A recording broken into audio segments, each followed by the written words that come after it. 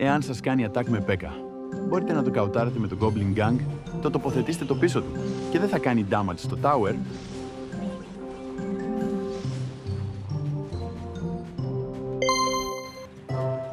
Ενώ αν το Goblin Gang το βάλεις πίσω από το tower θα κάνει damage.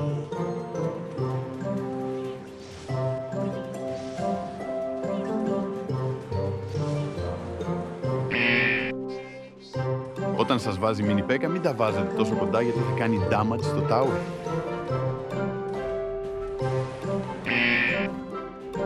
Εάν τα skeletons τα βάλεις κάπως έτσι, δεν θα πλησιάσει στο tower ο mini P.E.K.K.A.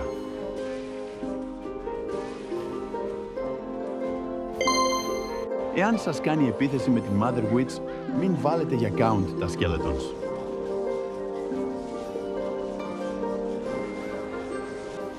Όπως βλέπετε θα κάνει πολύ damage στο tower.